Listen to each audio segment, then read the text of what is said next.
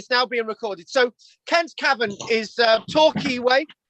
It's on the south coast, and that's as much information as you need at this minute before we get into the images and the detail. Henry said the sound is breaking up. Is the sound sounding okay to you guys in Lantwick? You're freezing. You keep freezing. You keep freezing. Right. Okay. What I'm going to do? I'm going to give control over to. Henry a moment, and then I'm going to come back. It usually clears it. I'll be back. Hang on a minute. Don't put the aerial up. I'll be paid for this. It's going far, far away. Oh, he's disappeared. You've got control. Yeah, can I lock him out? No, it's a late arrival. Or has he got? Is he going to look for a 50p to put in the meter again? I was convinced he just didn't exist.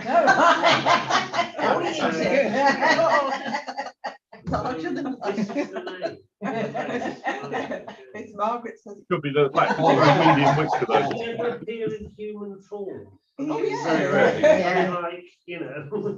He used to give us the lectures. Yeah. So what's odd? I can hear everyone else very clearly. It's got worse. He's got one dog goes to pop. That's his dad. That was nice. So just this say when she's on holiday, he's going to actually come then. Yeah, I think he said he was down in July. We might see him in July. In person. We'll have to send him a map. Remember where Lantwick is? Yeah. Just a bit long from Barry, you know. He's never been in this hall, has he? No. He's always done. So who's doing the class in Snaffin then? Is it Jess? So how would she get to Snaffin? No, I think So she couldn't do the Bridge End class in the afternoon, then, could she? No, that's right. So I don't know what's happening. Which she's doing the Bridge class still. You can get the bus from Lantwick to Southampton, can't you? I know, but it's few and far between. Yeah. Timing that actually thought would be difficult. They hold it in a hall or something today at Bridge End, or I don't know.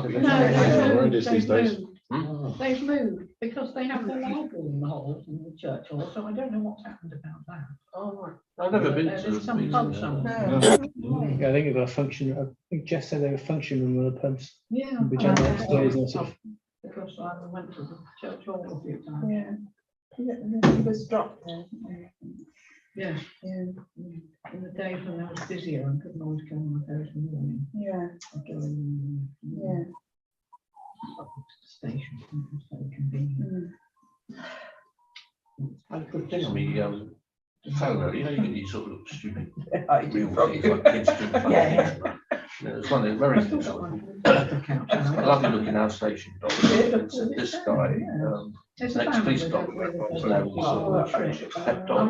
Dog's sitting there looking at the window, and the guy's going through a shopping list, and he's saying something like, somebody said, "Oh, I saw your photo." cereals, Yeah. flour, Even bacon, posted cocaine, and stuff like that.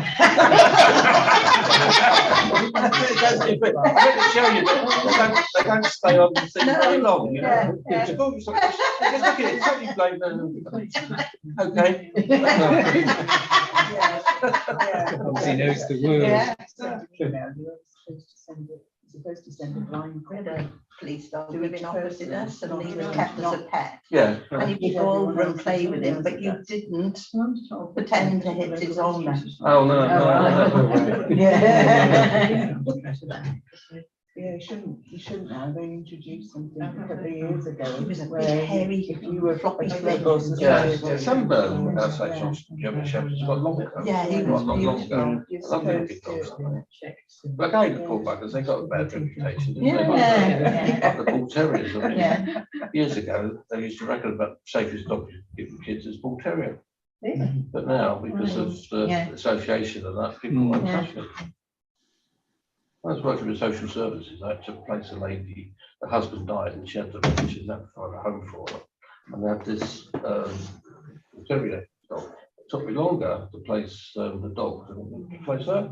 At one stage, I rang up the Bull Terrier Association, which is centred in Kent. And I said, look, can going to give me any help. She said, well, we've placed one in the last 15 months, she said. With hundreds of them. She said, you've got no chance. She said, people won't touch him. And of course, the poor dog had a hair lip as well. Quite sick. That's lovely dog. It was absolutely lovely. But, and then that's it, I put her into a dog pound because I couldn't get her into a kennels because didn't have any of to say that she'd had the vaccination. And because the woman had dementia, she didn't even know what vet they went to. Yeah. And there's one just down the road, so I went last there, and it had gone there. He said, but they've been there for a couple of years and we can't certify them. Then I found out from the council a dog pound because you don't need. Now that could sound perfect. Right. Okay. I gotta mute you guys in Duda because that's what's thrown the connection. And well, have I muted them? Yeah. Right. Oh no, Henry, I didn't mean to mute you. Henry, unmute. Asked to unmute. Right, good. Is that sounding perfect, Goff? Yeah, good. Good. Basic. Good. 100%. Brilliant. That's absolutely brilliant. So, there's a little thing that you need to do on this iPhone to sort of disconnect and then to reboot the app and so on. So we won't have to do that next week. So what we're going to do is look at Kent's Cavern. Kent's Cavern itself is an extremely important archaeological resource in Britain. Now, we've looked at Goff's Cavern, and that was interesting. That was massively interesting, wasn't it? And do you know, between me and you, Henry, I presented the lecture on Goff's Cavern and Cheddar Gorge to our new West Wales class, and a lot of questions were actually coming up, and it's a shame the class isn't recorded. One of the big things that came up, and I was going to discuss this later on, but we may as well discuss this now, is that one of the big questions that I was asking everybody in the room was that we're defleshing the human bones and we're defleshing the animal bones, yeah? Yeah. So in a moment, the human bones and the animal bones are treated exactly the same because they're discarded in the same way. But there was also a third point to this. The remains themselves were treated with a huge level of respect, right? Because the skull itself, the skull had been cut and it had been well worked. So in other words, the fourth point is a lot of energy had gone into processing the bones and taking the flesh off. So there was one question that I raised and somebody else raised in the room. How do you know that they actually ate the flesh? Wait for it, of the animals. Yeah. Can you see where we're going with that? Right. I've spun it on its head. Right. What I was saying, I was a bit obsessed with saying I'm not really sure they're eating the flesh of these human beings because there's not much flesh on the skulls and so on, right? And then I said, well, if the two sets of osteo remains are being treated the same, why can't you presume that they didn't eat the flesh from the animals? Why can't we say that the animals weren't revered as well? Right. Yeah. So you got that chain. There is another chain with that, right? I then. This might make you laugh, and I'm sure they're all going to laugh in Lantwit now, but I can't hear them, right? But one of the things I did mention was that there's one of my Barry members. Now we got nearly 12 Barry people now since we restarted the Barry class live, and that's every Friday at 12 o'clock if anyone's interested at the studio. And one of our Barry members actually has in her freezer all her former alive pet cats. She's frozen them all. She's Goff, I didn't think you were there anymore. Is this common for Barry? Apparently she's got a set of 4 frozen cats in a deep freeze. The bloody psychopath. Hang on a minute. I'm doing the talking, right? Because I haven't finished. She had to she had to see a psychiatrist, right? I'm surprised. And no, about something else.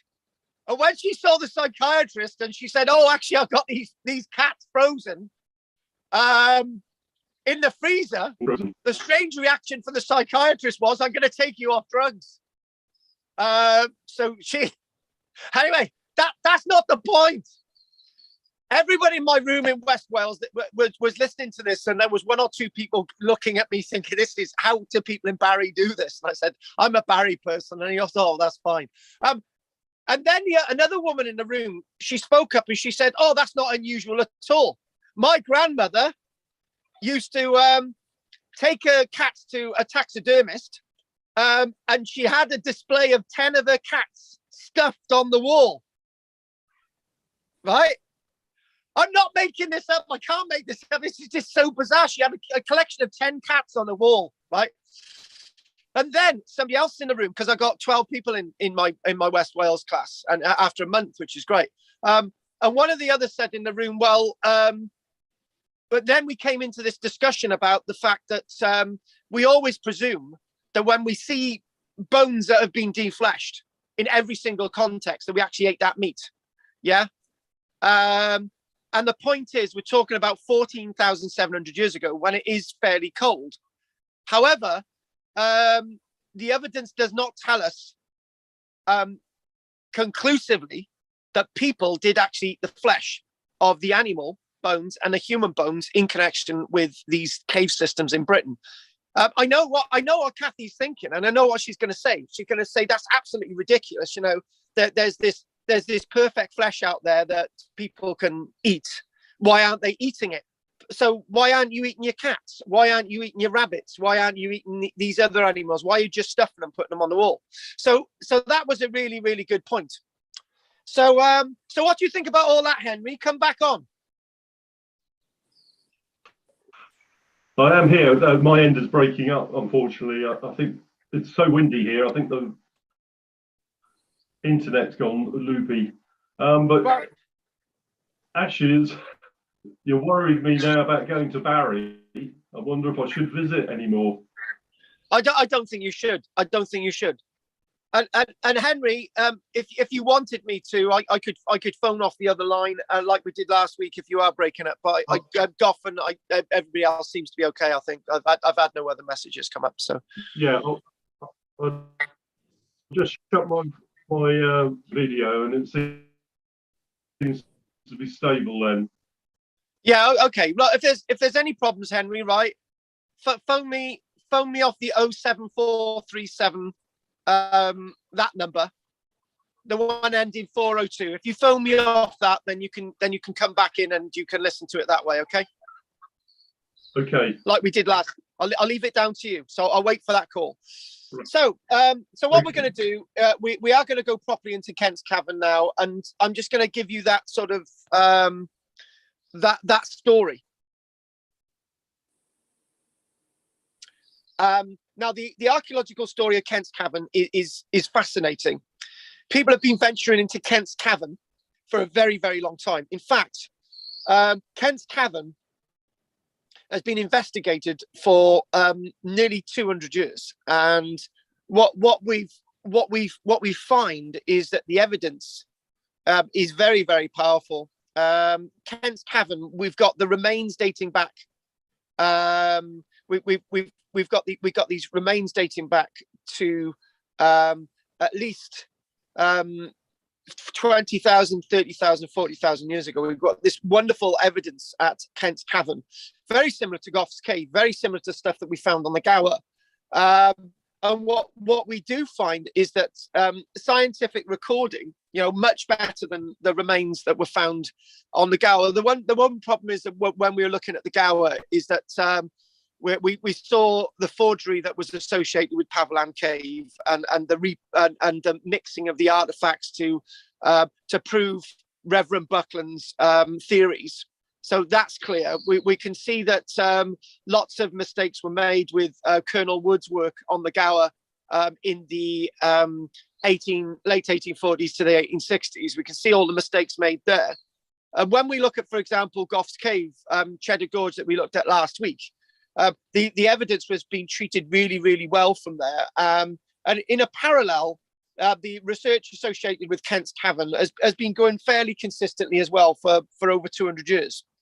What we find as well, that now this is where lots of finds would go and disappearing from the Gower excavations from the early 1820s and before that for over 200 years on the Gower. And when we talk about the Gower finds, we're constantly saying, well, there's this find, but we don't know what it looks like now. And there's this find we haven't really interpreted. There's the mammoth skull that disappeared off Reverend Buckland's desk in 1823. There's all these things that have gone disappeared. But when we look at Goff's Cave, Cheddar Gorge, and we look at Kent's Cavern on the south coast, we've got Kent's Cavern, for example, we've got 50,000 artifacts dating from very early times all the way into more recent times as well. So this is great stuff. So we've got a treasure trove of archaeology that we've learned a lot from. And lots of this treasure trove of archaeology we can sort of re-examine. We can sort of reinterpret it, and we can put different theories onto it. When say, for example, we were looking at Goff's Cave, we had lots of artifacts that we were having to reinterpret at Goff's Cave, and obviously with Kent's Cavern as well. So this treasure trove of archaeology is also down to how things are preserved in Kent's Cavern.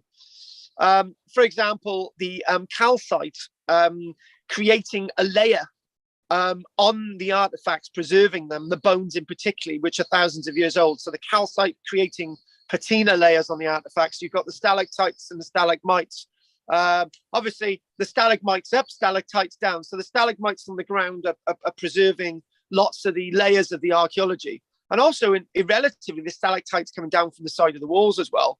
You never know. There might be evidence one day of cave art at Kent's Cavern, like we've got with the mammoth, a potential cave art which has been preserved at Goff's Cave. And we can't forget about the preservation of archaeology at Craswell Crags, which we've already done, and obviously Cathole Cave on the Gower. So we've got a rich preservation of prehistory in lots of these caves across Britain. We haven't finished the caves across Britain yet. We've got still a few to go. We still got to do the Pont Newydd as well. So I know Kathy and Jim would be particularly interested in a Pont Newydd cave. So that'll be coming up in the near future.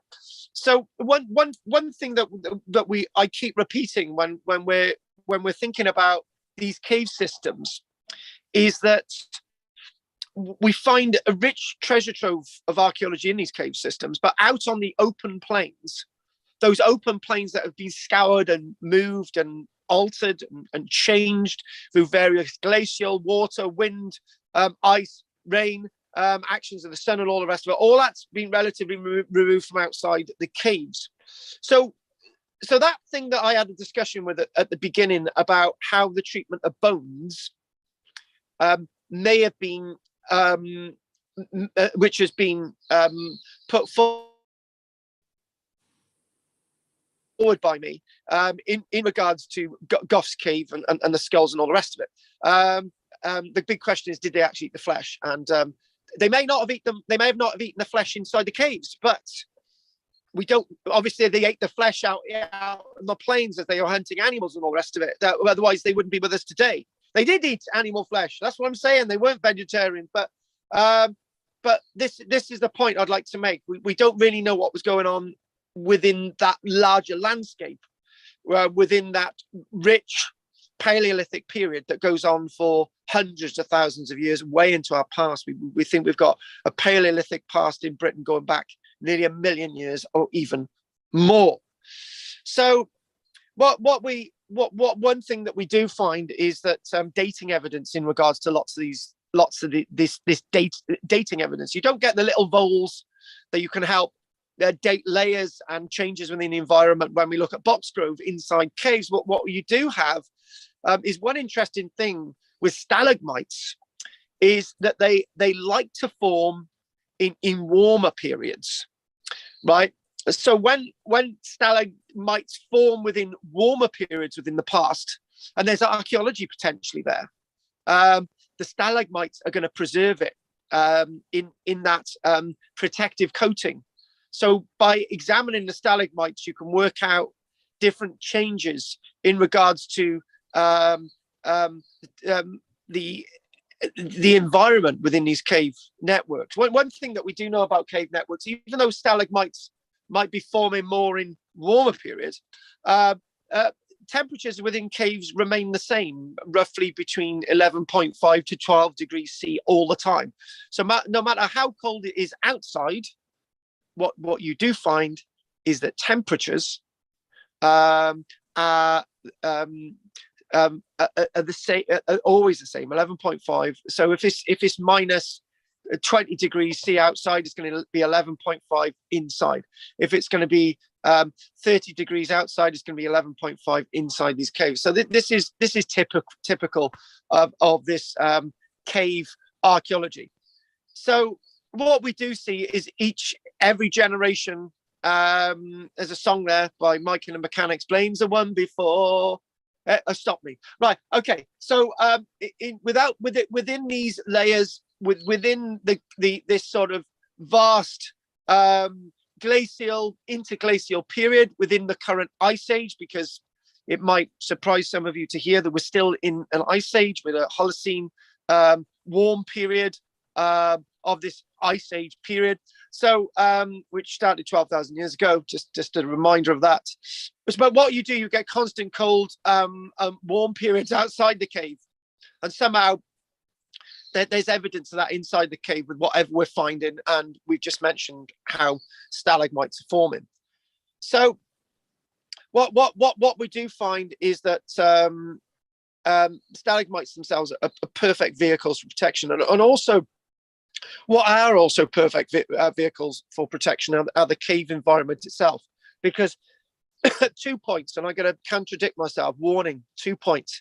Caves themselves were relatively used extensively in prehistoric periods. That's where we get the evidence. And we would presume that caves used in prehistoric periods, we're not going to find evidence of Roman and medieval archaeology. That's what people used to think. But when we look at the archaeology on the Gower, we see many of the cave systems where Roman coins and medieval workings are actually found within the caves on the Gower. There's 2 points for that. The first point is that when you see that evidence on the Gower, they're in parallel with what's being found outside. The evidence of Roman, medieval, Bronze Age archaeology in caves is quite scant, but it's still no doubt there. Now, how much in regards to the overall history in the Iron Age? Say for example, you've got 10,000 people living within an area of Britain in the Iron Age, and only 100 people were sort of using and living in caves, right? How much of that is the projection on the past? So what I'm talking about, if 10 people were using a cave network in, say, the Mesolithic period, how does that dictate to the hundreds, if not thousands of people which weren't using the cave period in the Mesolithic period? So you've got to be very careful when you're balancing these arguments out, but it's clear possibly that caves were being very little used in the Bronze, the Iron Age, the Roman and medieval periods in comparison to periods before. We're assuming that, and maybe that is actually true. So what I'm going to do, I before we look at any images, and I know you're chaffing at the bit, and Goff, is this sounding nice and clear? Yeah, it's okay. Occasional glitch, but it's okay. Good. I'm glad. I'm glad I'm pleasing you, Goff, because without pleasing you, where would I be, Goff? Exactly. You know, you're a man who I learn a lot from. I learned a lot from you when you said to go and find the golden rivet in the ship. Sure, I had to put that in there. You know, there's nothing wrong with finding the golden rivet. What I'd like to do is talk about the early explorers of Kent Cavern. So you know, this expands our knowledge, and again, being a little bit vague about the location of Kent's Cavern until we actually see the images. Show us the images first. No, I want to do this in my way. So what we do see with Kent's Cavern is that even though people were investigating Kent's Cavern before, we'll look at that now. We're looking at the early explorers within these cave systems at Ken's Cavern. One thing that we didn't do with the Gower was try to put everybody in some kind of chronology when they're exploring the Gower, in reference to the Talbot family, the Reverend Buckland, Wood, and all these other figures that look at the Gower. We really didn't do that because it was a really mixed up. But that's on the Gower. But with Kent's Cavern, we've got a little bit more of a picture. And it's interesting, again, I'll repeat that we do have references to Kent's Cavern beforehand. Not really much references, and not much to be said about Goff's Cave at all. Nothing to be said about the caves down the Gower at all, and so on. But Kent's Cavern is fascinating. It's always intrigued people interested in history and archaeology. So Kent's Cavern, early explorers reveal a remarkable history of human occupation, which has a raison d'etre to the rest of our land. And some of the oldest stone tools in Britain have been found at Kent's Cavern. We do. It's one thing I misled you on earlier on, but I didn't mean to. There is evidence of stone tools out within that landscape, which the glaciation scraped back and forth. But it's usually only stone tools or stuff buried really deep at Boxgrove or the footprints on the coast of Haysborough. Other than that, right, you're not going to find the evidence that you're seeing with caves. But you can find some of the earliest stone tools at Kent's Cavern itself. And you see evidence in Kent's Cavern, not going back 10,000 years ago, not going back 20,000 years ago, but going back up to 500,000 years ago, 500,000 years ago, to a hominid that was quite different than any of the other previous hominids, like Homo erectus, Homo habilis, any of the other type of hominids, Homo heidelbergensis. And we think the whole Homo heidelbergensis as he's looking in and sort of being involved with this new landscape.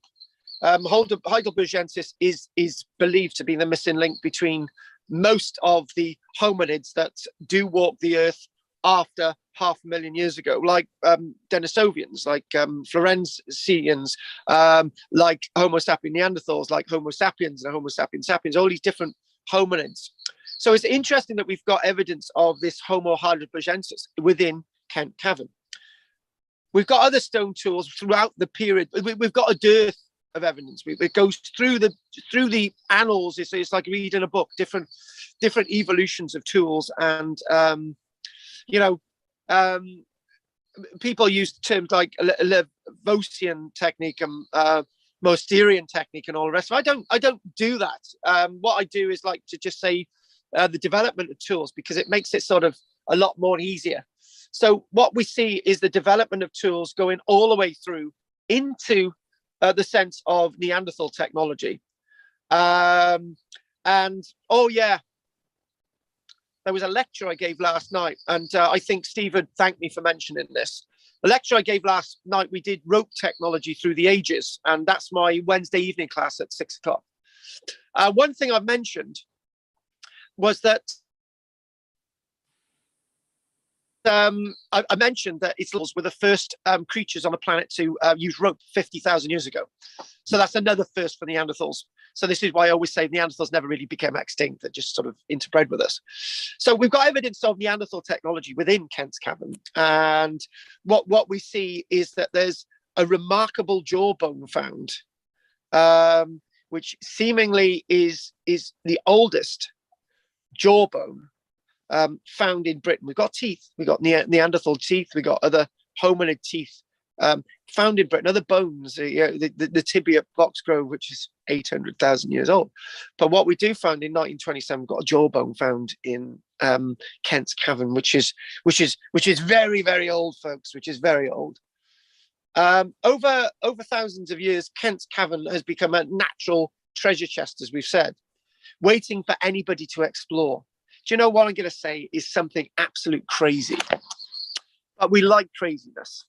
And the actual crazy thing is maybe to explain why we've got artifacts from the Roman period or the medieval period in these cave systems is not just because people used them for storage or just visited them for practical reasons. They may have just visited these caves because they were curious. In archaeology, what we do, we have a set standard. Archaeological evidence is always seen to be occupational, religion, or military, or something like that, right? We always discount the possibility that there were tourists visiting these sites in the Roman period, and why not? We've got the idea of Stonehenge being a touristy location for Roman day trippers, which is quite strange to understand. And maybe the reason why we're finding lots of coins in caves in Magawa is not because people did anything other than visit them and maybe leave a coin in them for somebody like Kathy to come along and take them and say, well, nobody wants these coins anymore, put them in a back pocket and go away. Sorry, Kathy, I just wanted to mention that from something. Kathy knows what I'm talking about. But anyway, so what we're talking about is that we've got this touristy link with these caves, possibly, and I don't think we should discount anything in history and archaeology. So throughout time, we've had a fascination with history. I'll say that, and we've had a fascination with caves, those deep, dark caves there. And what we do find in regards to Kent's Cavern is something that we see at Craswell Crags quite a lot of. And Kathy's visited and seen stones with me at the Ring of Brodgar, where you've got carvings on stones, right, which date back to the 1800s. And those carvings, those inscriptions at those sites are also to be found on the walls of Kent's Cavern. And they're still to be seen today. The earliest inscriptions include Kent Cavern. Here we go. William Petrie, not Petrie, William Petrie from not 1700, but 1571. He's out there about putting a date in there, visiting the cavern. The Romans could have done the same, except that their carvings may long since be eroded away. But you never know. The stalactites dribbling down the wall may have actually preserved one or two carvings. We can only hope. And actually, also those that have been up to Vindolanda with me will, and the trip to Hadrian's Wall, will know that there's inscriptions along quarries where they've quarried the stone out from Hadrian's Wall with inscriptions saying, the Ninth Legion was here, and now they're not here because they disappeared, that type of thing. The Romans did inscribe stones. The Vikings inscribed stones. They left offerings. The Neolithic people did it as well. There's no reason why we can't find other inscriptions from earlier periods. There's another inscription, again, another really inscription that's been preserved. We don't talk about these things, but I think it's really important to give us an idea. A mon corps resist encore of the past. We scream for more. We need more evidence in French. Robert Hedges is also seen his name to be inscribed from 1688 at Kent's Cavern. Absolutely fascinating. Often these early explorers were braving the darkness of the cave using candles.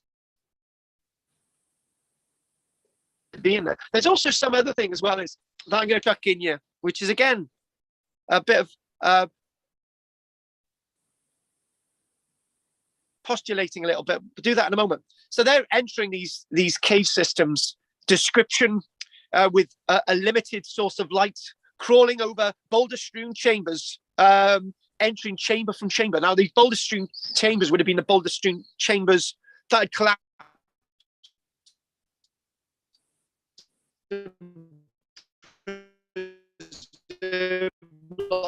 the archaeology underneath the stalagmites. And the cave may have been a haunt of a bear even back then. We do believe that there were one or two bears still languishing around Britain. But the thing is, again, it's postulating on the past. But what we need to say is that we've got some names of some early explorers in regards to Kent Cavern. Sometimes I don't do this often. Looking at early archaeologists, looking at early antiquarians, you should do more of it. In fact, I've got a whole lecture coming up in a month's time, looking at early antiquarians in the late 1700s, early 1800s, after the likes of Stukely in the 1700s and Aubrey in the late 1600s. So we do some of that stuff.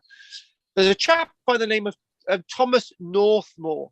It name will disappear after you've even heard the name in 1824.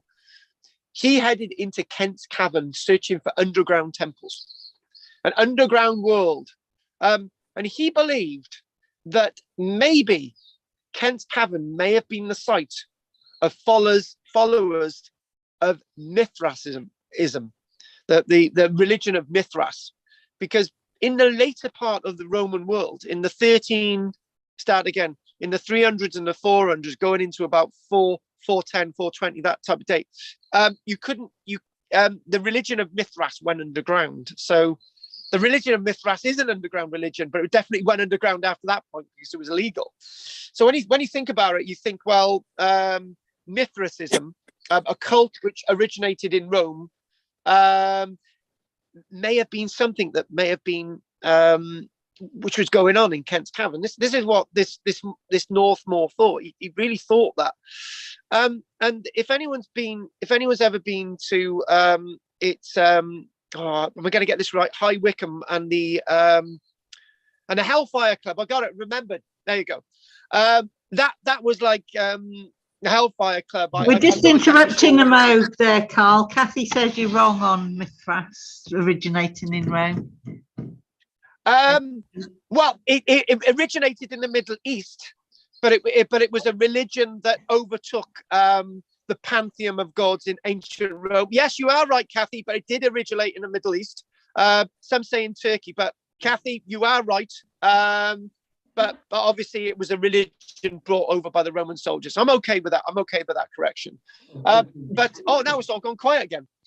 Anyway, this is the thing. I was talking about the Hellfire Club, and I don't know when the date for that is, High Wycombe, but people have had a fascination with caves throughout the ages, which is massive, isn't it?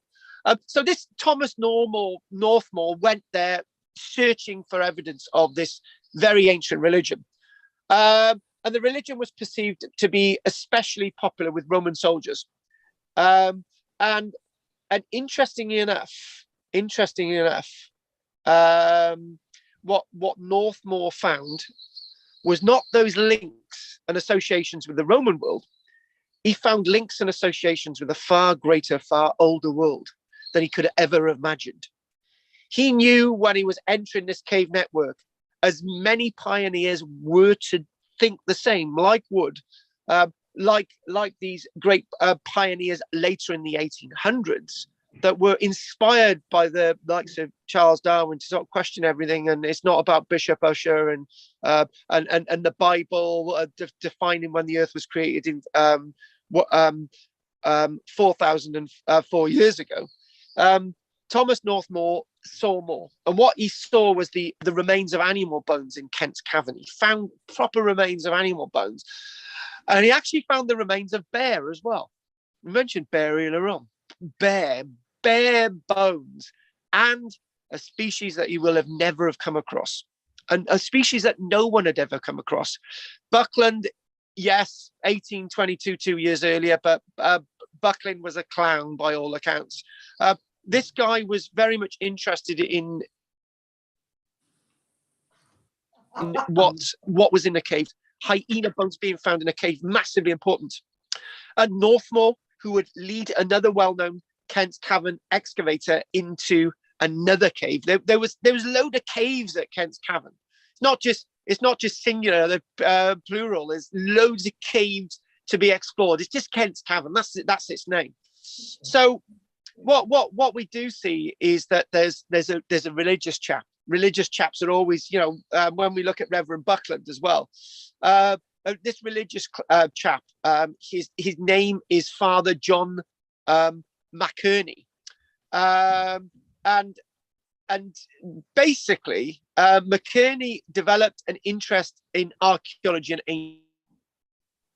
and he had been on various religious retreats into buildings the medieval period, and this McKerney was very much interested in Kent's Cavern.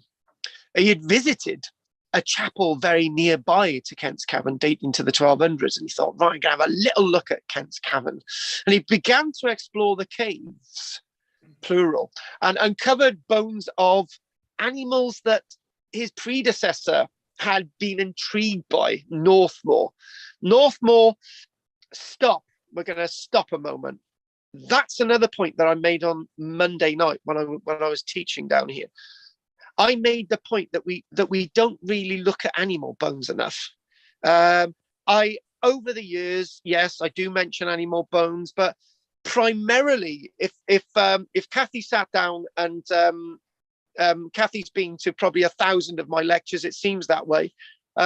Definitely about 500 lectures of mine, and Kathy wrote down at a table. And we thoroughly examined human remains and the human impact on the environment, and then what lectures we did animal remains and their impact and how that sort of intertwined with human beings. The list would be massively on the side of human remains, on the human impact and so on. We haven't done as much on the animal stuff, and this is the thing, we need to look more on the animal bones, because they are the creatures that lived alongside us. They are the animals that we've brought on to live alongside human beings, and in some ways the animals have brought us on to live alongside them. So there's another way of looking at things. McKerney began to explore these caves and he became fascinated by extinct prehistoric animals and something else. What we've done, we've added the previous paragraph, previous thoughts that I was talking in regards to Kathy. I brought that on board, and what he started to find was human-made flint tools lying side by side underneath the stalagmite floors, underneath the stalagmite stacks. Stalagmites take thousands of years to form. But he thought there's archaeology underneath it. There's history underneath it. You can imagine there's a little flint tool sticking out, and you can't, the curiosity. Kathy's been with me on adventures to the Orkneys, and we would see these beautiful faces of artifacts, and there would be bits of human bone, animal bone, and pottery. And I'm having to say to everybody, just leave it there. I know you want to pull it out and look at. I want to pull it out, right? I'm having to go on Kathy. I want to pull it. I want to see it, but within this cave network, right? McKerney didn't know any better, and yes, what he did was remove those tools, but in doing so, he was enlightening the emergence of what we now call archaeology. McKerney described his first encounter with ancient artifacts in Kent's Cavern. Let's see what he said. Let's see what he in particular sees. Let's see if there's anything different in what he says, as opposed to what Reverend Buckland would have said in regards to Pavlan Cave, Longhole Cave, Deborah's Cave on the Gower. He said, I went to a spot which had been disturbed.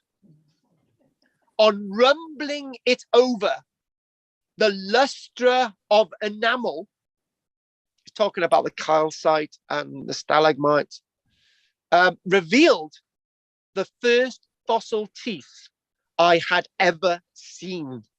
And he would be one of the first to ever see anything like this in the history of British archaeology. We're not just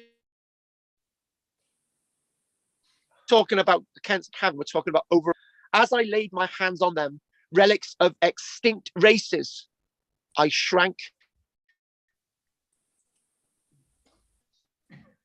back involuntarily. He was in awe of what he was seeing. Involuntary sort of shrank back. He was just. This is a very different description than what we see with Dilwyn's descriptions of Buckland and what Buckland would say. Buckland was very much interested in his own story. This chap McKerney was also a religious, educated bent, which most of these people are. He was seeing something very, very different, and this is why we've got to look at Kent's Cavern and Goff's Cave, Creswell Crags, and then we look at the disaster that was the exploration of many of the caves on the Gower. Today, we know that McKerney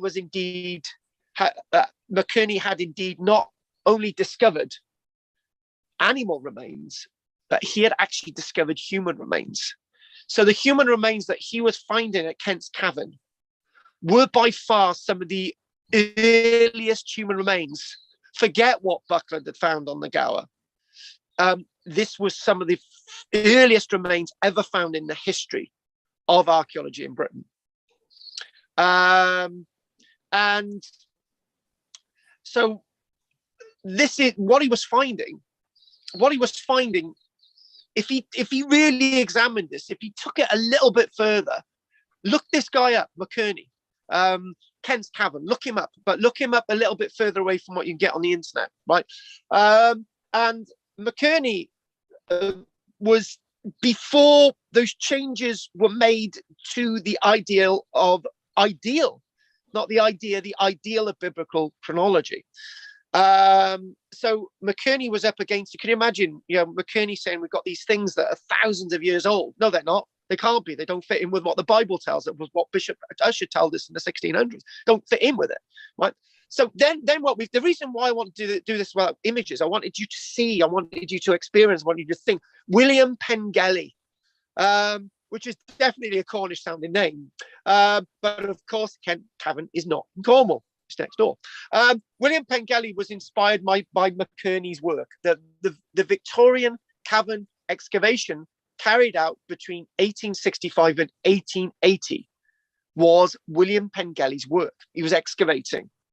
This was before Goff's Cave, and this was before the realization that Goff's Cave is vitally important by Richard Cox Goff, that had excavated at Goff's Cave in 1892. And then he opened up Goff's Cave as a show cave, got people in there, preserved all the bones. Brilliant, excellent, love it. So in a way, Richard Goff was actually learning from what was being found at Kent's Cavern, and what you could make of Kent's Cavern as a tourist attraction, like Dan Orogoff would eventually be in the 1920s. So he excavated there in 1865 and 1880. Whether that's a period of 15 years or he's excavating at two separate dates, I don't know. He lived in Torquay for over 40 years, and his cave researches attracted distinguished visitors to his house. Members of the British royal family, the Russian royal family, like Vladimir Putin, and Dutch royal families, and even Napoleon III visited this William Pengelly. They visited to see these caves. They visited to see the excavations. They visited to see the importance of the enlightened history of our past, the new enlightened history that had exploded out of those myths and fictions that Bishop Usher had offered us, that said that the earth was only 4,004 years BC. So things were changing. It wasn't just about the likes of Charles Darwin. I've forgotten his name then. It wasn't about the likes of Charles Darwin, but it was about these new people offering us more to the science of evolution. Great stuff. The existence of a cave was well known, but unlike the discovery of another important cave at Brixham in 1858. Brixham, there's another cave, 1858. Kent's Cavern was a new frontier. People had been looking in Kent's Cavern, but this was a site that was going to see a proper archaeological excavation, something really mechanical, something that had never been undertaken before. Our friends before, they were doing a good job. Our friend Father McKerney, and they were telling us that there's something in the cave of massive importance. Thomas Northmore in 1824, he was saying, look, this is amazing. And even some of those people like William Petrie in 1571, exploring the cave, was he interested in history and archaeology? Why was he there? All those little questions, we'll never know. Maybe we'll find some documents from him. So the one thing as well is that it says in here, Kent's Cavern had never been discovered. It was always there. but what was always there was this treasure trove of artifacts, 50,000 of them or more, and counting. Here's another little fact. You know, I mentioned the Romans earlier on. Roman coins found in Kent's Cavern. Roman coins. And, you know, it paints a new raison d'etre. It changes the genre of a cave from just being a prehistoric domain as being something that interested people throughout time. But one thing I've got to say, and one thing that I've been particularly interested in my very recent lectures, is that everything in the past is multi-changing. Everything in the past is multifaceted. For example, it's the same as, for example, in Barry, we've got just off Western Square in Barry, which goes into Callaxton, near Queer Street. Well, that's there. That is there. Western Hill. There's an old police station, right? And then that old police station was used for housing, and then it was used as a taxi depot, and now it's used as a mosque, right? And the point I'd like to make is what people were using a cave for 50,000 years ago may have been completely different what they were using a cave for 10,000 years ago, what they may have been using a cave for 2,000 years ago, what they may have been using a cave for when it was being investigated by William Pengelly in 1865. William Pengelly is part of the historical story of the cave. He's part of the archaeology. The work he's done is part of the history. There's a new thing going on in the cave. It's being used for archaeology. New thing being used for the cave now. It's a show cave. It's a tourist attraction. It's all part of how things change. It's all that multifaceted landscape that Steve will know very well when I mention the name Tim Ingold, the sense of the line, the progression of history as a line, as a curve, as a line going forward. But this is what all this is about. Forever changing, multifaceted landscape. This is the multifaceted caves. And it was going to be of no surprise that we're finding Roman coins at this cave. The one thing that Pengelly felt was that because of the uncontrolled access to the cave over hundreds of years, if not thousands of years, he had to step very carefully. He had to devise a scientific method to convincingly assist people's interpretation of the cave system. So what he had to do, he had to say, right, okay, we all know why Thomas Northmore was there in search of temples associated with Mithras, and he come across something completely different. We all feel that McKerney was on the edge of great things when he was looking in a cave. But what Pengelly had to do, he had to tell us about Kent's Cavern in a new light. He had to not reinvent it. Well, he had to reinvent history as he felt it would be seen within a scientific excavation, which had never been undertaken before within Kent's Cavern. He came with a three-dimensional grid mapping system, commonly used today, but entirely new in 1865 and employed by a small trusted team. So in other words, what were you doing? You're going down, you're reading the layers. That is 3D system in trenches, and looking at layers and what's in that layer is different to the layer below as what's in the side. You can read these layers like a book. This was a revolution.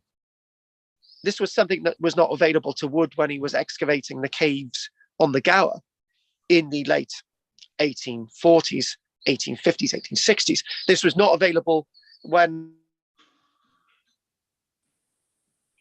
Reverend Buckland made an absolute rubbish job of the thing in a box, and he took it to his office to lose most of it, But so this guy had to make sure that his story had to be backed up by archaeology, right? It had to be backed up by archaeology.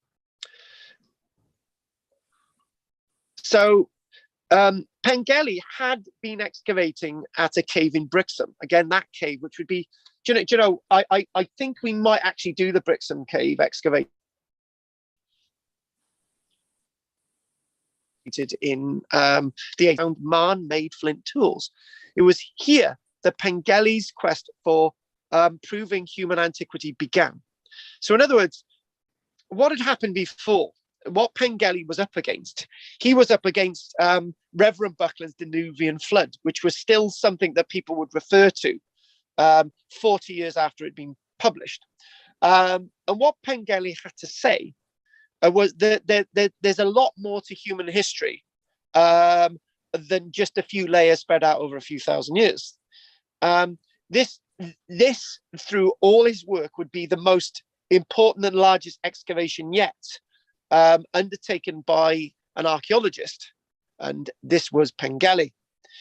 Kent's Cavern launched a season of work which would last from 1865 to 1880, and I think it's a bit more clearer in my notes now. It was every single year rather than just in 1865, 1880. I think it's a bit more clearer that he did actually excavate for 15 solid years, probably seasonally.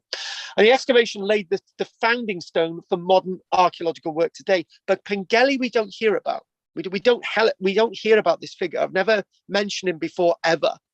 And Pengelly and his team dug through stalagmite floors and revealed what lay beneath.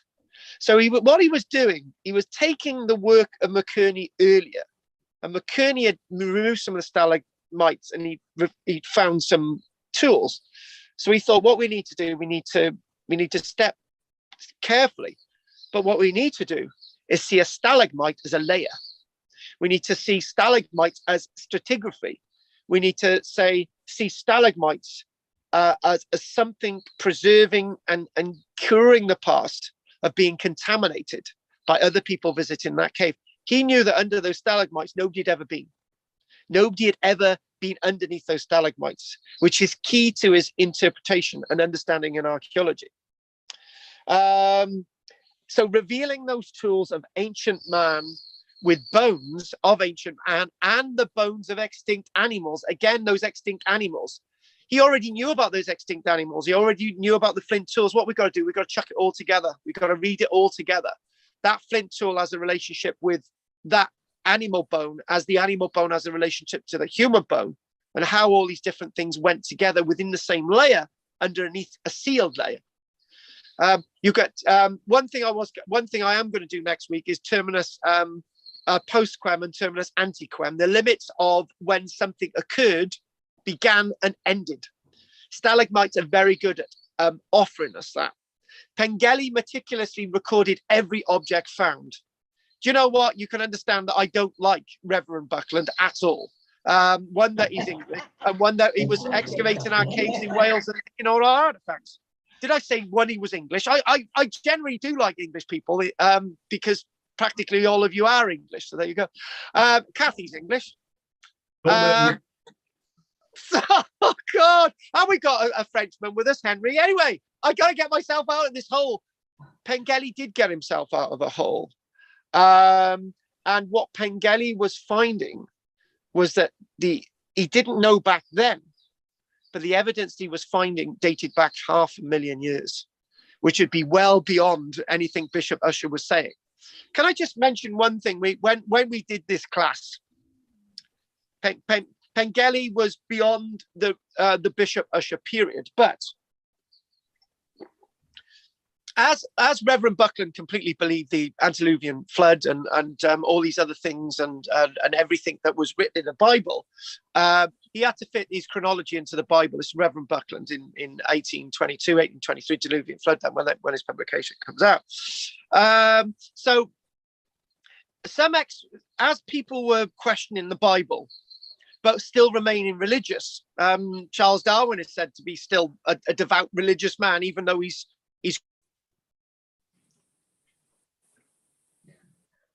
It's an angry face, isn't it? Reggie's gone. I think that's it, guys. Goff's still there. Goff's waving. You there, Goff? Yeah, Yeah. I think Carl's disappeared. we've lost contact. Yeah. Been eaten by Baldrick.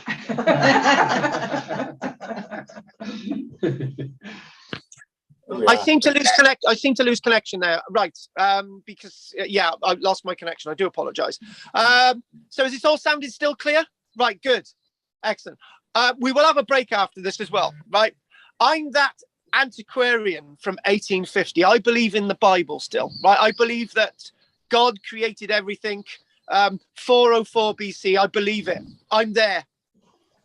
But what they then said, to explain earlier evidence, somebody else had created another Earth, right? So, and what they started to say, that other Earth that they created was several thousands of years, and then they would say, right, somebody else created another Earth on this planet that is obviously outside the Bible, because the Bible only covers the Earth that God created. God didn't create the other Earth that was here before, and in a way, this is an idea. We've gone off on a little bit of a tangent, but we haven't. This is an idea that was very much in the minds of people who were trying to believe in Christianity, but question it. And when we look at the work of J.R.R. Tolkien brings in the idea of the Silmarillion, where there was another Earth, and then the Earth was formed into another format, and you've got all these beings. That's very much into this idea that these early antiquarians had in the 1850s. But Pengelly was not one of those antiquarians. Pengelly meticulously recorded every object found, its location and level within the cave sediments. Today, his diaries are some of the best information on the archaeological and a geological story of Kent's Cavern. Well worth a read, and give an amazing insight into how the cave might have been during the Victorian period. And also, this is very important, just that last point there, that last word there, right? We need to know what the cave was like before his excavations, and his descriptions of what the cave was like before the excavation give us an even greater insight into how people interpret the cave and how the caves were in the past. Caves are forever changing, but caves are forever powerful vessels and vehicles of understanding our prehistoric past in Britain. So what we're going to do, we're going to, after the break, we're going to look at another chap by the name of Arthur O'Gilly. And what I'm going to do, I'm going to open the mics up to questions. And I would like to make a comment, but as Karen is fumbling around on her lap to put the mic back on, Goff, is there anything you'd like to say, darling love? No, it's very good. Caves, I like it. Yeah, very interesting. Caves, I know you like caves. Yep. You like going down holes looking for the Golden River. I know you do. Certainly do. Yeah. You do. It's good. Thank you. Good. Stop being a creep. By the way, Goff, you know when we do the live thing in Lantwick Major, and I know you're coming along, right? I'll bring our own cake along, Goff and Henry, right? And the others can eat their own cake. Is that okay? Sounds good to us. So hang on a minute, in front of the Lantwick Major, Henry, Goff, what type of cake do you want me to bring along for us three? I think Madeira. Yeah. Oh no, we will have Madeira, but that'll have to be Goff. You'll have to go to the island. Okay, we'll do Madeira cake. And also, this is just to wind people up in Lantwick Major, right? In my West Wales class down here, we have a full range of gattos, sponges. We can have a cake. A big quarter of a cake and a cup of tea and a coffee for a £5, right? And it's so amazing. I know, Arnold, you'll have to bring in a different variety of cakes now, so people have got more of a variety. So right, okay, what we're going to do, we're going to go on our break. I'd like to know anything you want to say, Jim. No, thank you. Keith.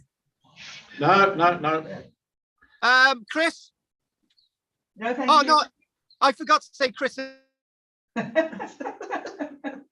Lynn, right, okay, that's you two done. John, I haven't used John's voice. John, talk to me, please, darling. Oh, hi. No, I'm being quietly sitting here absorbing all of this. Yes. Hey, John, do you want to be one of my homies? You can have some of our cake as well. You can come over to my So talking about homies, Stephen, anything you'd like to say? Nothing from me, thanks, Carl. Stephen, you're quiet. It's almost one thing. Say anything. In July, we will be inviting a descendant of Buckland to the meeting.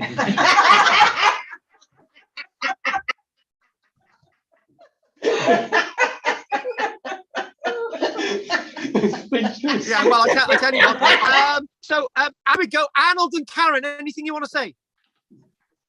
No, except our cake will be better than yours. Hey, I tell you what. Oh, there's another ugly face. Thanks for waking up to that. Hang on, you're not going to know because I'm just going to stop joining me. Wait. And Jane are close. She's actually sold her house and she signed on the dotted line, so she'll be joining me soon. So, anyway, finally, right, Kathy, if you leave. What? You've frozen again. Me now, you take away the great hug, and we said we missed each other. Forgive me, news Didn't hear that. No, so she no, okay then, right, Kathy, I haven't got anything to say. She's ignoring me now. She's been really blanking me out. Right, okay then, what we're going to do, we'll have a 5-minute break and I'll speak to you soon, okay? All right. See you in 5. Making tea for 9 people. I'll see you soon.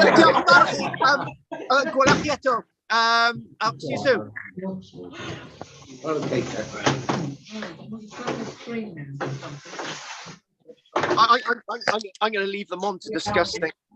15, 11. Oh God! I tell you what, they're hard work, Henry. If I had them every week, I would jump off a step. I really would. Did you notice, Henry? I didn't even ask Jim if he had any questions because I just faintly were not interested in anything he had to say. You didn't ask me either. Oh, Henry, have you got anything you want to say? Henry, talk to us. Yeah, the Jawbone. What tests have been done on it, and what have they found out? Do you know we are doing the Jawbone after the break, so leave that to us. Right. We'll have a break. We'll do the Jawbone. You won't forget. Myself. I can't hear you because there's too much noise. Yeah, it is a bit noisy, and it's like a rampant rat in a brothel. Do you know what? Yeah. Run the thingy down.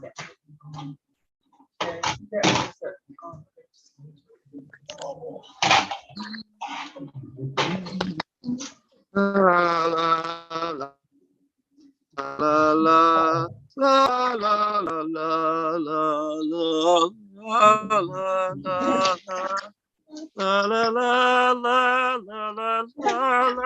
la la la.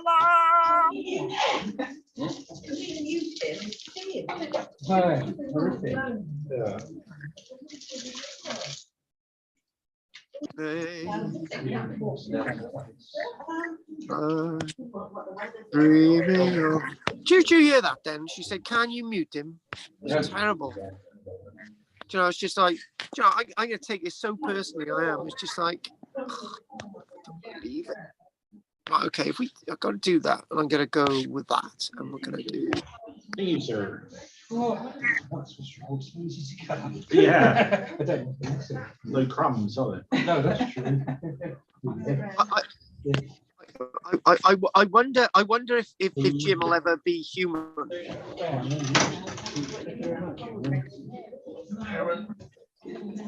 Thanks, Chris. Thanks, Jim. You having cake, John?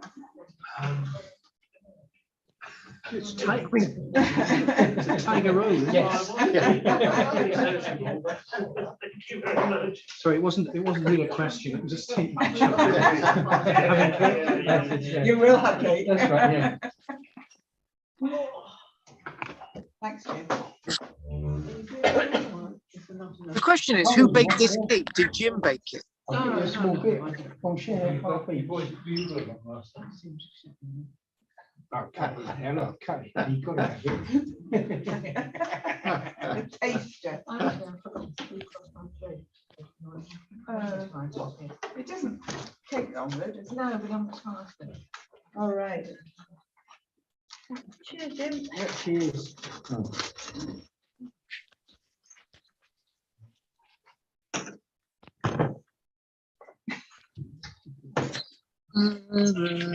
Great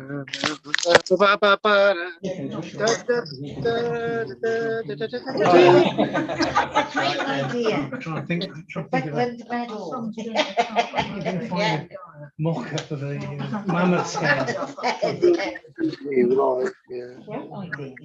Buckland Prize for archaeology goes to Carl. He's lost a stone. You having a drink now, John? I will.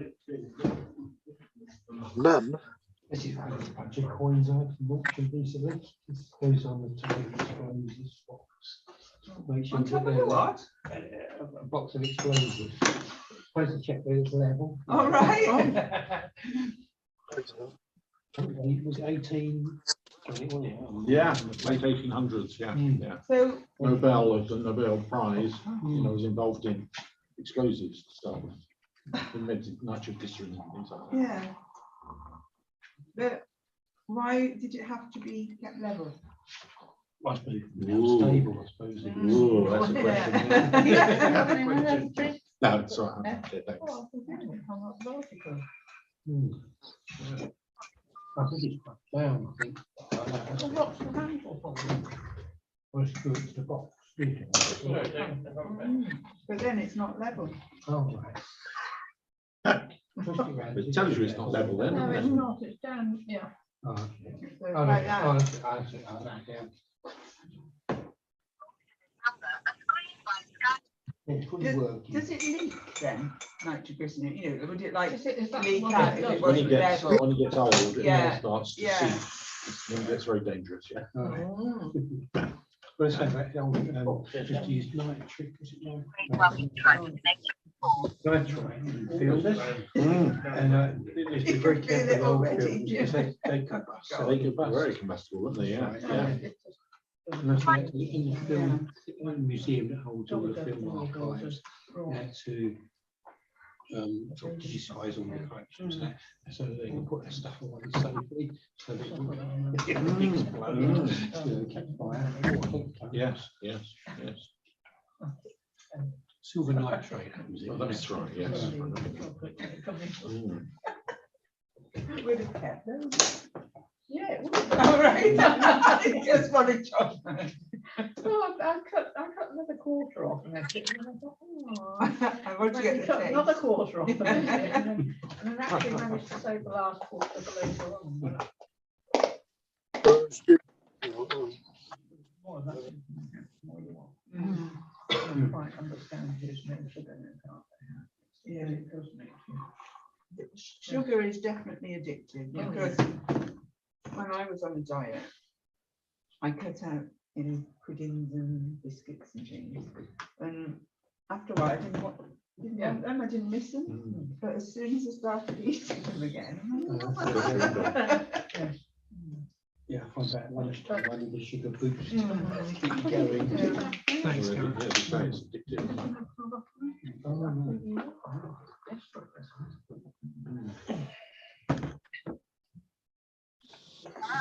Oh, hiya, you phone.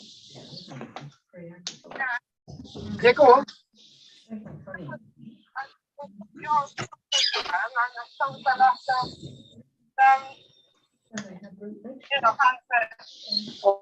Are you able to open and see what's in there? All right, then. All right, not a problem. Anyway, thanks for letting me know. Take care. Bye. Bye. Bye. Bye. Oh, okay. Ba-dum-ba-ba. Oh, Do you know, somebody once said I was totally gay, but there's nothing wrong with being gay. When's my tea gonna be done? I've got the car, so we could go straight off.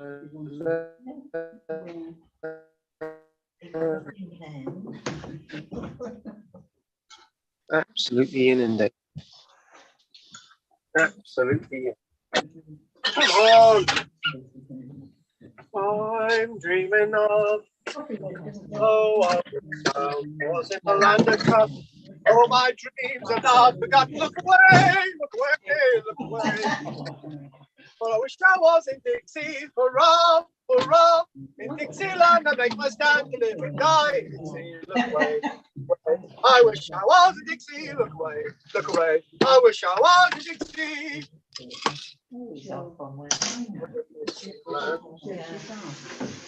Thank you, Karen. Thank you.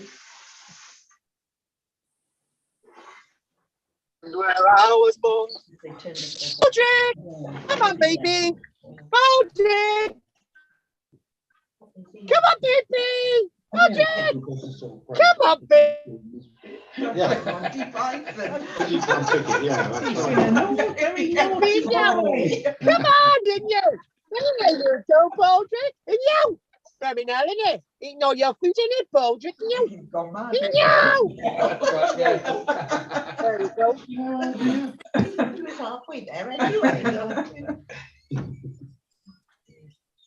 I'm dreaming of a white Christmas. Just like the ones I used to know.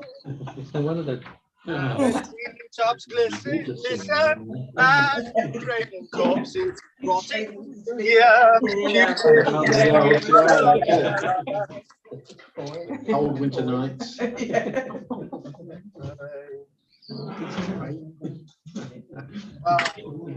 Right.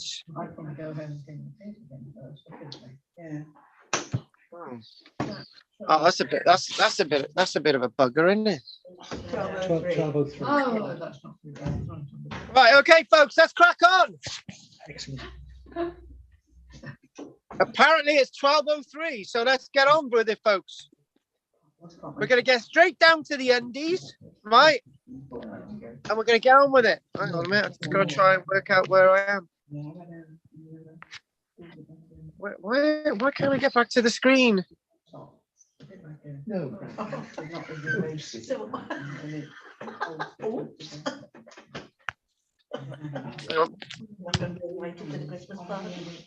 I don't think he's listening anyway. Right, okay. Oh, he's back. Look. See what I mean? Doctor Who. Stop playing with your hair. Oh, nice. You do look like Carl, when you come to Lantwick, there's a couple of barbers just down the road that are open. Yeah, we'll pay for it. Do you know what, right? Do you know what? I got to be honest with you. My boys, right, prefer me with my hair like this. Henry's always looking at my hair saying, I wish I had hair like you, right? And when you're in the red dress as well. Yeah, exactly. And do you know what? I managed to get the stains out of the red dress the other week. I was so impressed. I hope you told Dell that. Well, no, what Dell doesn't know, he doesn't need to know. It's the thing. Right, okay, back to what we were saying. We're going to look at some... we will come and have a look at some images, and we will talk about the Jawbone. And what we want to do now, we've come to the end of that wonderful excavation, and we've mentioned that Pengelly's excavation, and Arthur Ogilvy, Ogilvy, Ogilvy. Arthur Ogilvy was curator of the Torquay Museum, so things had moved on, and led two excavations in the cave in 1927 and then a separate one in 1941. His greatest find was a human jawbone from Eric, found in 1927. On display at Torquay Museum, named Eric, is the oldest modern human fossil ever found in Britain and one of the oldest in Europe. Well, when I say modern human fossil, when we talk about fully developed Homo sapien fossil, after all the breeding traits had sort of gone into this from Homo sapien Neanderthals, Homo sapiens and all the rest of it, this had all gone into being the first proper hominid and one of our direct ancestors. And this was found, and the skull itself is believed to date from anything up to 44,000 years ago. It's a jawbone. It's not the lower mandible; it's a maxilla jawbone. It's the upper jaw, and it has been subject to research and testing over the years. There is no doubt of its age.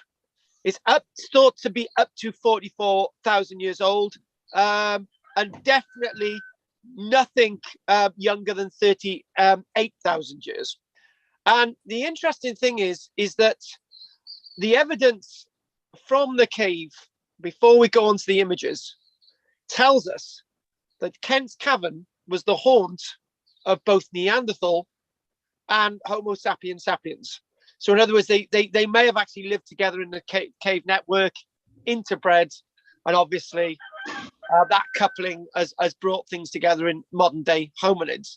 As most of us know, that most of us in the room have between 2 and 10% Neanderthal DNA. In Kathy's case, at least 15. In Jim's case, 90%. But what we're going to do, we're going to put some images on, and hopefully these images will work well.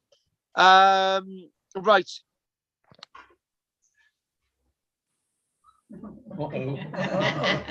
It's not an image you really want to see. Let's see if you see any neighbors seen before. Okay, do that. In the cave, yeah. No idea. Hang on a minute. I'm just gonna. I just. Cheers. He looks like it. Technical hitch. I've got to play with something a minute. Okay, here we go. We're going to go with that. And there.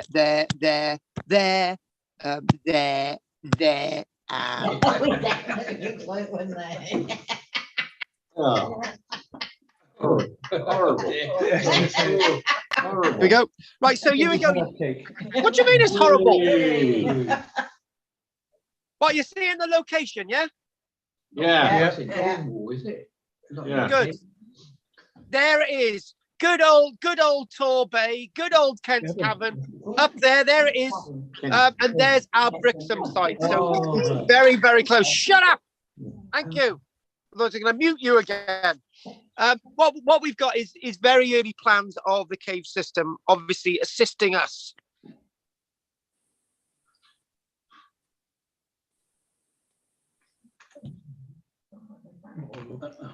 to understand where everything is in the cave system from very early on. Chap with the cave system, charging you a couple of shekels to go in. Just showing you a few general images that you haven't had today, and a modern map of the cave system. Look at the way that we're not going to look at all that. We're just going to show that as an image. Look at the way that that's organized and laid out. And this is sort of Kent's Cavern today with the tourist information center, the different caves you can actually go into. Wonderful. And this is what you're seeing. As we all know, tights have to come down, so there's stalagmites, and obviously mites go up. And this is very different. This cave system is very different from the excavations of Pengelly. Obviously, lots of the surface has been moved and to be explored. Gravel's been placed down to make it a bit more level so that tourists can go in there. But what you're looking up at the ceiling is probably very different from what was in Pengelly's time as well, because lots of the calcite may have been removed or damaged, and the bacterial problems in there and all the rest of it. But again, this gives you an idea.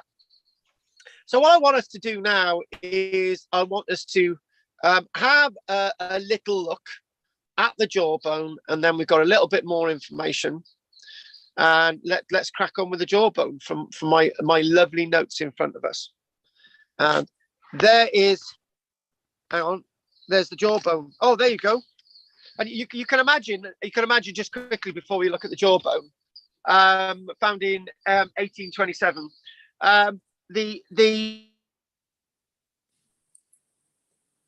You can see how you can find all the archaeology underneath the stalagmites there.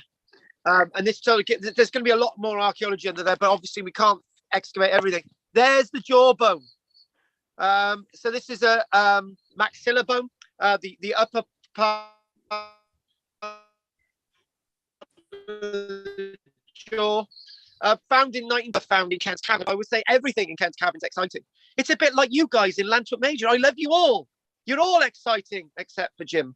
A jaw fragment and 3 teeth were discovered and are well known to be the oldest find of a modern human, a modern hominid. I got to keep stressing this. This is a modern, anatomically developed Cro-Magnon human being with all those changes placed into it. So the Pengelly excavation, activity in the cave reduced, and there were some explorations in the cave, and guided tours would take place. Digging had ceased, which was a good thing. So no damage is going to be caused to any of the archaeology. However, in the 1920s, renewed interest was sparked when a skull was discovered outside in a small crack on the cliff face in which the cave resides. The skull, which was dated, which is initially they dated this. This is when it's good to get dates wrong. It was initially dated to be 15,000 years old. So, that's my French, that's bloody old to be given that date back in the 1920s. But after radiocarbon dating hits us, after Willard Libby invents it in 1950, and first radiocarbon dates that we get after 1951. Later on, after that, what we do find is that the dating, it's no older than 44,000 years old, which is a terminus post-Quem date, and it's no younger, terminus ante-Quem date of 38 million years. Did I say million? That again, 44,000 years old, and it's no later, the terminus ante-Quem date of 38,000 years old. I would be old, wouldn't it? It's massively important, and looking at this find, we're going to go into a bit more detail, and those beautiful polished teeth there.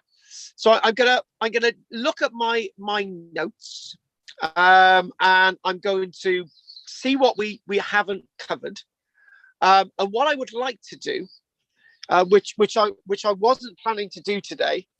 I would like to talk about this Jawbone as if it was a newspaper piece, and see what headlines we can get from that. I wasn't doing this today, but I'm going to something that Henry said a few moments ago. So Jawbone, Kent's Cavern. I just want to get some headline news. You can sometimes get an idea of importance of something from that rather than me just saying it. So I'm just trying to find if I can get the one I need. Nice. We've got an article here that I haven't read, which we're going to read out. It's great. Just see what we can do. Just see what we can use from this. I like doing things like this. We just get something, and I've not looked at it. So here we go. I'm going to read out all this. Sort of do a bit of ad-libbing. This is what they thought about the Jawbone, and this is in about 2005.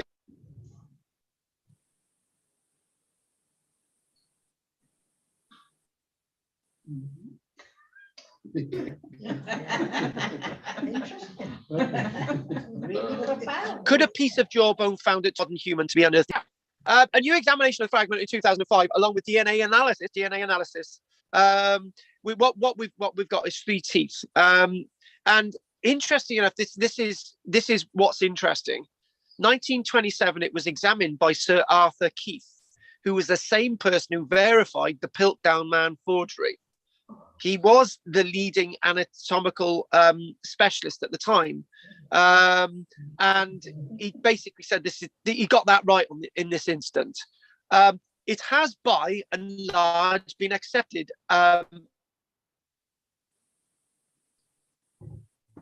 as being one of our pure human ancestors from the past, which is a bit of a wrong date to give. But in 2005, they started looking at this in a different way. This is why I like doing this type of thing. I like to question things as they go along. However, the recent discovery that the bone had been strengthened with paper glue, probably soon after it was excavated, places the radiocarbon dates into doubt. So the radiocarbon dates themselves might be tainted a little bit. That might mean that the jaw is a little bit older than the dates of 38,000 years ago. This is why they're saying it could be up to 44,000 years ago, because it's been contaminated. We didn't know about glue contaminating things back then. Of the handful of modern humans older than 28,000 years old known in Europe, only the Kent's Cavern, one is, it's the oldest one. There's one in Romania that's dated to 36,000 years, but Kent's Cavern is the oldest. Direct dating gives an absolute age for the find and the rocks in which it is buried. The calcium carbonate, the stalagmites. It's said that the redating of this specimen puts at the very dawn of the arrival of modern humans in Europe. I know we're saying that, but it's very old. So early, in fact, that it makes us wonder if it is from a modern human, and they started to think that is this a transitional being? There's lots of in it. It's one of those sort of crossover beings where you've got a coupling of Neanderthals, a coupling of modern humans. Tooth samples have been sent to the usual institute that examines these, the Max Planck Institute in Leipzig, and then a DNA analysis. The specimen itself, they did actually believe for a little while that there was so many Neanderthal characteristics that it could just be Neanderthal, but it didn't pip it enough. There was more Homo sapien characteristics than Neanderthal.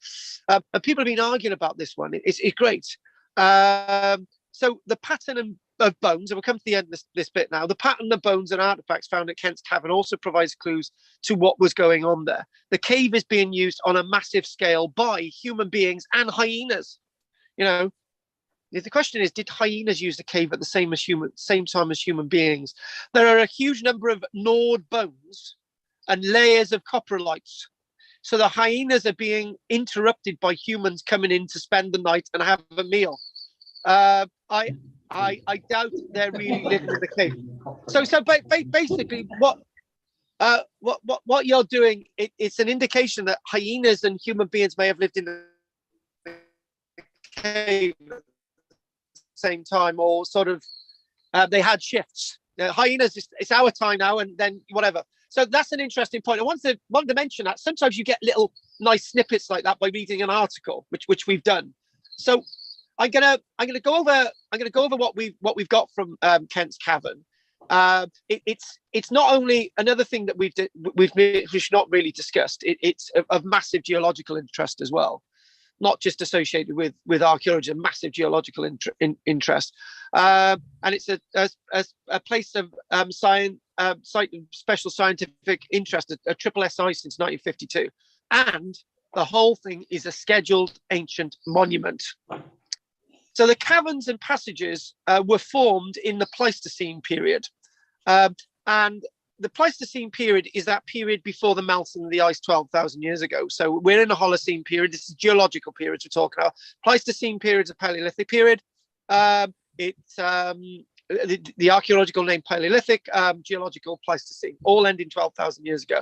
And we do believe that slowly but surely the limestone is being eroded out of the rock. And as the limestone is being eroded out of the rock, it's creating these great passages and caves. There are at least, we've got. It's my notes tell me in a way it's more or less an interceding, discontinuous occupation of the cave. It's used for a short period of time, then it's not, then it's used again, then it's not. Probably quite typical. And out of these lists of caves that we've actually looking here, we've already done Goth's Cave, we've done Craswell Crags, we've done in brackets Pavlan Cave, throw that in the bushes.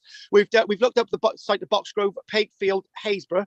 Still to look at Pont Newydd and Swanscombe, and we're also going to be looking at Brixham in the future as well, because I think that would be absolutely fascinating to look at that, and it's very near Kent's Cavern as well.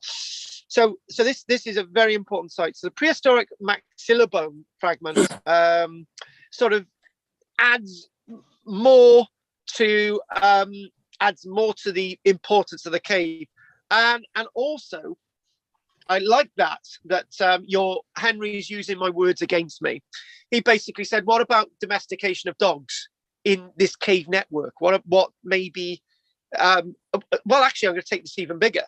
Is caves that you see close you see close intercourse between human beings and animals, where they live together. And when animals are living close to human beings, they're going to become more managed. The sense of animal husbandry is going to come on a lot quicker. So the intercourse to the way of humanization of animals within these cave networks is a real possible fact. I like that you chucked that back at me.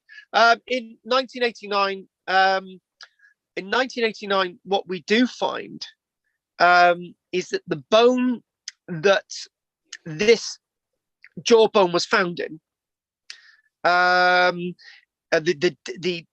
what we got the jawbone being excavated 1927.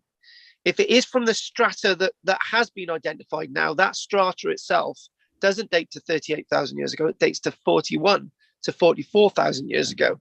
So it's massive. The same study analyzed the dental structure of the fragment and determined it to be Homo sapien rather than Homo neanderthalensis, but it was very, very close, anatomical modern human. But I think there's a writer here called Paul Petit, who writes a lot about this type of Paleolithic stuff from 2012. He says, we urge caution over using a small selected sample of fauna from an old and poorly executed excavation at Kent's Cavern. Oh my God, he's calling it poorly executed. Well, I would disagree. To provide a radiocarbon stratigraphy at an age for a human fossil that cannot be dated directly. And we suggest that the recent data should be rejected. So he's saying, look, was this from that strata? Was it not? But we've got a skull that is definitely a jawbone for a skull that's 38,000 years ago. So a couple of bits of the history that I've actually missed, and this would be undeniably interesting.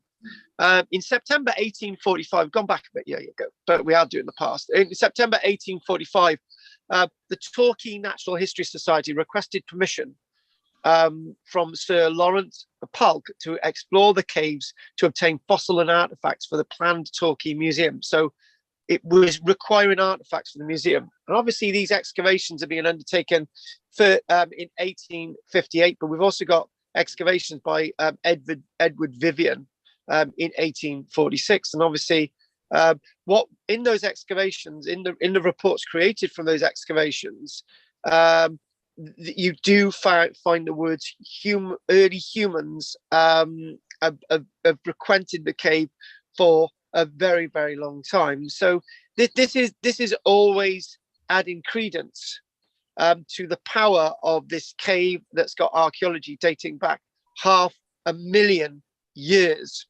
And interesting enough, I think this is a weird little fact, but do I chuck this little fact in? This got no real relevance. One thing that we've got to be very careful is looking at these cave systems and understanding that all the flora and fauna have lived in these cave systems for thousands of years. And this little note here tells me to be very cautious in examining the present-day flora and fauna in these caves, because some of it's been introduced. For example, the aquatic salamander was introduced into the cave in the 1940s. It's not a native to the cave system. And what I'm trying to say is that you've got to be sometimes very careful on how you interpret things. So just a final note on how the cave is to be seen. What we do know about Goff's Cave. We got the body being found at Goff's Cave in 1903.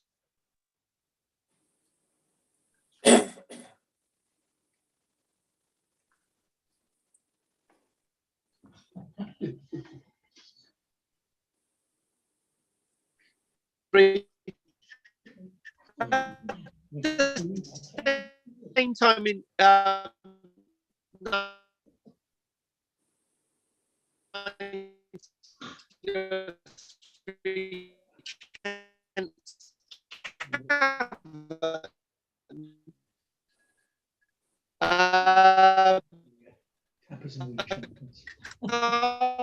carpenter is used. Oh, disappeared. He's gone. He's gone. His caravan's blown off the cliff. Henry is the host. So I think you lost me there. I wanted to prove. I wanted to prove how important Kent's Cavern cave is to us all, and to sort of fit it in with all the other sites that we've actually been looking at. So what we're going to do, I'm going to start off, which I should do because you're going to get very upset. And you know when French people get upset, they have a habit of planting bombs under your house and stuff. So Henry, anything you'd like to say? No. Are you still there, Henry? Yeah, I'm here. Don't worry. Yeah, go on. No, I was just intrigued by the Jawbone. What further work they're doing on it? Are they doing any DNA testing, or have they done so? I think I actually mentioned it really because the teeth have actually been glued back into the Jawbone. There's a certain level of contamination from the glue, and I think they need to step lightly, as the prehistoric author Paul Petit writes. He's an archaeologist, and I think we've got to be very cautious. But what we do know, we've got a terminus antiquem date. The latest possible date that exists was 38,000 years ago, and the earliest possible date 44,200 years ago.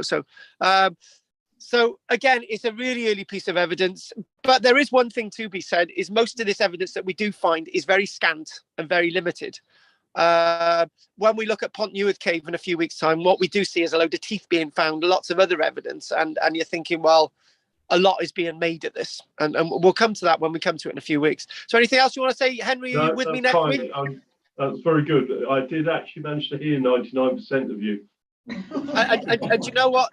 You're going to hear 100% of me next week. We can have a right go at the Lantwick Major class without them so rudely interrupting as they've done throughout the entire lecture today. It's been really difficult, and no one hasn't. They've been pretty good. They actually, for once, the Lantwick Major gang has been pretty good.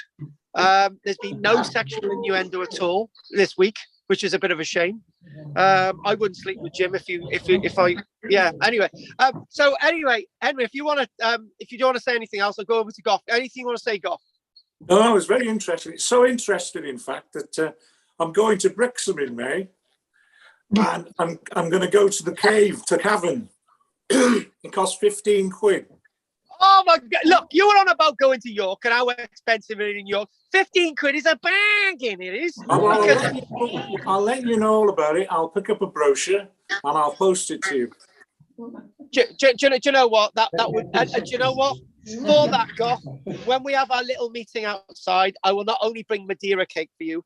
I'll bring something else very special to eat, and I'm not going to, Anyway, thanks for that, Goff. It's been great to have your contribution. We'll just do the questions and then we'll all call it a day. So you two hang on. So anyone want to say anything in Lantwick Major, starting with that no-hoper Steve? No, nothing to me. Thanks, Carl. Steve, do I tell them all what Jessica said about you? No, Jessica hasn't said anything about me. Oh, all right. You're denying the fact that Jessica said that you're her favourite student in Lantwick Major. Oh. Carl, I am about to get killed. I am about to be lynched by the looks of things in this class. Oh, and it's not true, and you were just a stirrer. Oh, really? Okay, well, you can. Oh, he's gone. Oh, you've gone again. You could question Jessica. Right, okay then. Anything you want to say, Kathy? No. Oh, she's quiet today. Lynn, Chris, anything you want to say? Lynn, Chris. Yes, Do they know whether it was a man or a woman, the jaw? Actually, no, we don't have a sex yet. Oh, But there's nothing wrong with sex, as you know. oh, I know. Right, okay. Karen, do you want to go to bed on this one? Anything you want to say? No, nothing. Okay, who else have we got? Have we done John? John, anything you want to say? No, we're okay. We're grand. Thanks. Good. Okay, Keith and Arnold. No, I'm fine, thank you, Daddy. All fine. Okay, so who have I got left to ask? Oh, I got to ask that absolute numpty Jim. Jim, anything you want to say? Yes, when a stalactite comes down and joins with a stalagmite going up and fuses, what's it called then? Oh, good question. Oh my God, that's a great question. Maybe it's a woman's kept her tights on and she hasn't taken them off. Is it a stalag? Or a leak? I don't know. That can be a homework for next week. Let Jess know. Right? I do believe that Henry's just said, just to let you know, I am away next week. I will pick up the recording. Okay, fair enough. By the way, if any of you can't get to a class in Landswick Major, you can always join us online. The boys gang. And we have good old discussions, me and Goff and Henry and Jane when she joins us. On that note, if nobody's got anything else to say, I'm gonna thank Henry for joining us today. I'm gonna thank Goff for joining us today. Karen, Stephen, Arnold, John, Lynn, Chris, Kathy, Jim, and Keith. And thanks for bringing a computer along, Jim. I know you're a pain in the ass, Jim, but you've done something right for once this week by bringing a laptop in. It's actually mine. Not Karen's computer. I actually realised that when I said it. All right then. So, okay then. Okay, I'm looking forward to seeing you in a couple of months' time. And thank you everybody for looking after Jessica. And I will no doubt see you all soon. Anyway, we're going to call it a day. And I'll see you all soon. Take care, guys. Bye. Bye. Bye.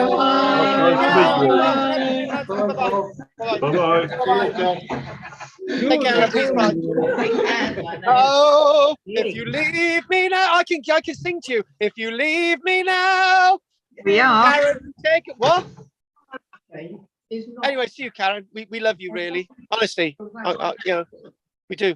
Maybe I should get a bag of chicken. Karen, you can't end it. I'm ending you now, Carl. Bye-bye. Bye-bye, lovely. Bye. Bye-bye. Bye-bye, children. Bye-bye. Bye. Bye-bye, Jimmy.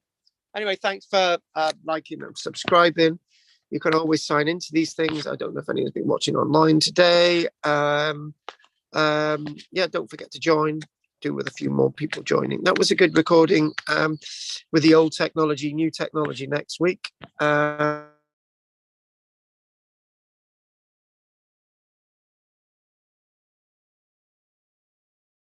And again, Henry saying one person rang in earlier on. I'm going to call that a day. Bye-bye.